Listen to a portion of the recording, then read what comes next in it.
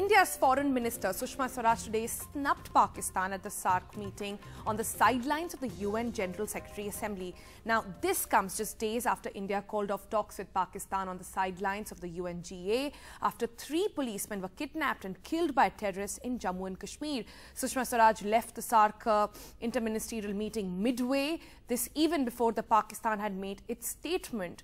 The Indian Foreign Minister reportedly had other meetings planned out. Now, Pakistan's Foreign Minister hit out at India, saying in the progress of SAARC, only one country's behaviour is the stumbling block, and we know who he's talking about when it comes to any positive gesture from India's side. All I can say is that she left the meeting midway.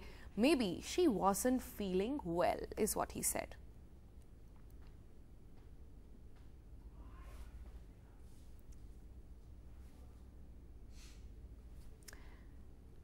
And those were the shots we were giving you of that meeting. But sources within the External Affairs Ministry has told NDTV that India's statement at the SAARC meeting made it clear India will not engage in regional cooperation with terror and clear and present danger. It is necessary that we eliminate the reasons for terrorism in all forms and without any discrimination, and end the ecosystem of its support. Meetings, including high-level ones, can only be effective if impressions of resolve can be translated into concrete action on the ground. All right, we have our very own Mehmood Singh at the UN. And Mehmood, the SAARC meeting could have seen India-Pakistan's foreign ministers at least shaking hands, but even that didn't happen. You were there. Tell us what exactly unfolded.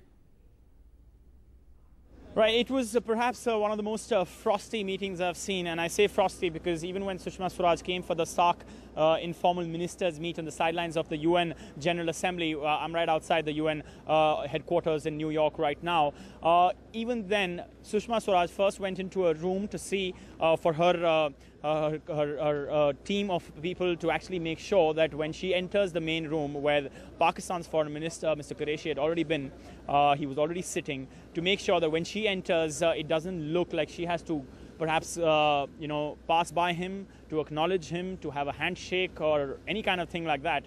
Instead, when she walked in, she was at the far left corner, and there was a namaste, which was a namaste to every single person. Remember, this is the SAARC. Ministers from all the countries of SAARC were there. And then she left midway. She didn't even meet the press. She left midway. This was even before Pakistan spoke.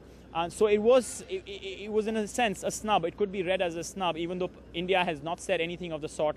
And when Pakistan's foreign minister came out, he made it very clear that the only country that is stopping SAARC from working together for regional progress is India.